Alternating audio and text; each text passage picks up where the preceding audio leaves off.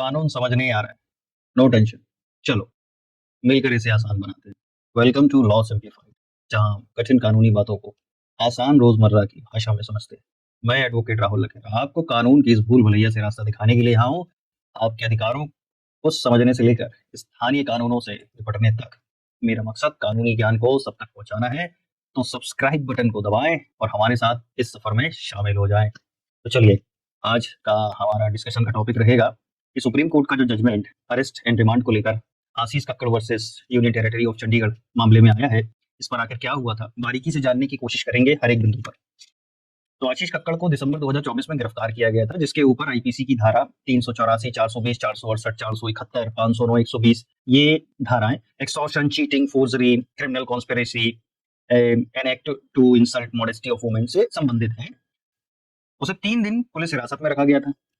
तो उन्होंने अपनी गिरफ्तारी और रिमांड को पंजाब हरियाणा कोर्ट में चुनौती दी, लेकिन कोर्ट ने उनकी याचिका को खारिज कर दिया। इसके बाद उन्होंने सुप्रीम कोर्ट में अपील दायर करी। उन्होंने गिरफ्तारी और रिमांड को किन आधारों पर चुनौती दी? पहला, सीआरपीसी की धारा 41A का पालन नहीं किया गया था। जनरली 41 से कहता है कि अगर पुलिस को ऐसा लगता है कि कोई कॉग्निजेबल ऑफेंस नहीं हुआ है तो केवल व्यक्ति को नोटिस दिया जा सकता है और उस नोटिस में कुछ शर्तें लिखी जा सकती हैं कि जब पुलिस बुलवाएगी तो आपको हाजिर होना पड़ेगा। ऐसी सब कुछ उस पर कंडीशंस लिखी होती हैं। दूसरा, रिमांड के समय सुनवाई नहीं दी गई, गिरफ्तारी के आधार उन्हें नहीं बताया गया। तो सुप्रीम कोर्ट ने केवल तीसरे बिंदु यानी गिरफ्तारी के आधार नहीं बताए जाने के मुद्दे पर विचार किया। न्यायमूर्ति एम सुंदरेश और राजेश बिंदल की बेंच ने कहा कि गिरफ्तारी के समय आरोपी को दिए गए दस्तावेज में कोई ठोस जानकारी नहीं थी। आरोपी को सिर्फ अरेस्ट मेमो दिया गया था, जिसमें केवल उसका नाम और गिरफ्तारी की जगह लिखी हुई थी। इसमें यह नहीं बताया गया कि उस पर कौन कौन से आरोप लगे हैं और गिरफ्तारी की क्या ठोस वजह है। यह सीआरपीसी की धारा 50, सीआरपीसी की धारा 50 जो कि बीएनएसएस की धारा 47 हो गई है, उसका सीधा उल्लंघन है।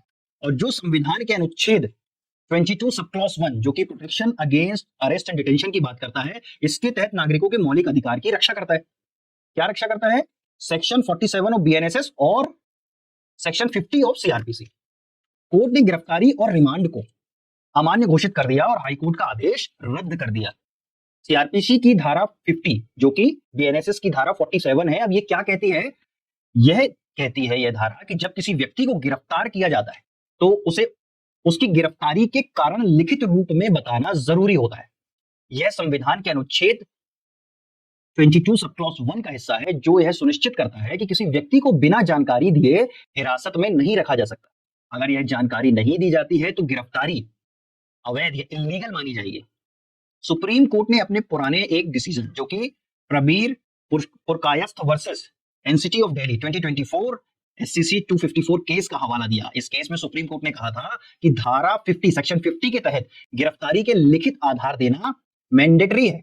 अगर ऐसा नहीं किया जाता तो गिरफ्तारी और रिमांड इनवैलिड हो जाएगी। अब पुलिस को अब हर गिरफ्तारी के समय लिखित रूप में आधार देना होगा। अगर किसी व्यक्ति को यह जानकारी नहीं दी जाती है तो वह कोर्ट में अपनी गिरफ्तारी को चुनौती दे सकता है।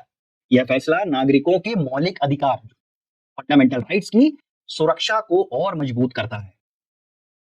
अब हम यहां पर यह जानने की कोशिश करेंगे कि आखिर ये अरेस्ट मेमो में क्या क्या होता है। तो अरेस्ट मेमो में क्या क्या होगा, इसको हम बारीकी से जानने की कोशिश करेंगे। तो अरेस्ट मेमो क्या है? एक ऑफिशियल डॉक्यूमेंट होता है जिसे किसी व्यक्ति की गिरफ्तारी के समय पुलिस के द्वारा तैयार किया जाता है। सिंपली समझने की कोशिश करेंगे कि एक डॉक्यूमेंट है जिसे जब किसी व्यक्ति को अरेस्ट किया जाता है तो पुलिस द्वारा तैयार किया जाता है। इसमें गिरफ्तारी से जुड़ी जानकारी होती है ताकि गिरफ्तार व्यक्ति के मौलिक अधिकारों की रक्षा हो सके और गिरफ्तारी की ट्रांसपेरेंसी, पारदर्शिता बनी रहे। अब हम ये भी जानने की कोशिश करें कि आखिर इस अरेस्ट मेमो का उद्देश्य क्या है। गिरफ्तारी को न्यायोचित और पारदर्शी बनाना, अत्याचार और अवैध इलीगल डिटेंशन को रोकना, अदालत और परिवारों को सूचित करने का एक माध्यम भी है।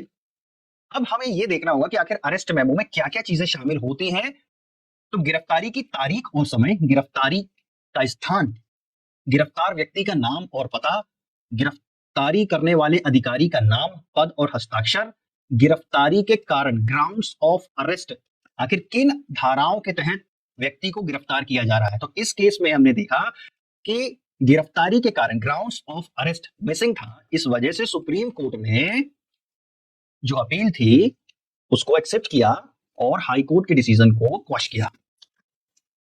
और क्या होगा? गवाह, किसी स्वतंत्र व्यक्ति या गिरफ्तार व्यक्ति के परिवार के सदस्य को गवाह के रूप में शामिल करना अनिवार्य होगा। गिरफ्तार व्यक्ति को उसके अधिकारों की जानकारी देना, जैसे वकील से मिलने का अधिकार, परिवार या मित्र को सूचना, इस तरीके है। तो अरेस्ट मेमो की आखिर कानूनी अनिवार्यता क्या है? तो D K Basu versus State of West Bengal 1997 case में सुप्रीम कोर्ट ने गिरफ्तारी के दौरान अधिकारों की सुरक्षा के लिए 11 दिशा निर्देश दिए थे, जिसमें से अरेस्ट मेमो को मैंडेटरी कर दिया गया था। सुप्रीम कोर्ट का कहना था कि सीआरपीसी की धारा 50, जो कि वर्तमान में 47 है बीएनएसएस की, और 41 बी के तहत पुलिस को गिरफ्तार व्यक्ति को उसकी गिरफ्तारी के आधार बताने होंगे। अगर अरेस्ट मेमो में जरूरी जानकारी नहीं है तो गिरफ्तारी अवैध मानी जा सकती है। अच्छा, अब समझने की कोशिश करें कि अगर किसी व्यक्ति का अरेस्ट हुआ है और अरेस्ट मेमो नहीं है, अरेस्ट मेमो की अनुपस्थिति है, तो क्या होगा? गिरफ्तारी को इलीगल माना जाएगा। गिरफ्तारी के खिलाफ कोर्ट में चुनौती दी जा सकती है। पुलिस अधिकारी के खिलाफ डिसिप्लिनरी एक्शन लिया जा सकता है। संविधान के अनुच्छेद 21 जो जीवन और व्यक्तिगत स्वतंत्रता का अधिकार है, उसका उल्लंघन माना जाएगा। तो हम ये निष्कर्ष निकाल सकते हैं आज के इस लेक्चर का कि अरेस्ट मेमो गिरफ्तारी के समय एक अनिवार्य दस्तावेज है। पुलिस की जवाबदेही ये तय करता है कि अवैध गिरफ्तारी से बचाव हो सके। इसमें गिरफ्तारी से जुड़ी सभी जरूरी जानकारी दर्ज होना चाहिए। अगर अरेस्ट मेमो सही तरीके से नहीं दिया गया है तो गिरफ्तारी अवैध घोषित की जा सकती है। तो अगर किसी को गिरफ्तार किया जाता है तो उसे अपना अरेस्ट मेमो मांगना चाहिए और चेक करना चाहिए कि उसमें गिरफ्तारी के स्पष्ट आधार लिखे हैं या नहीं।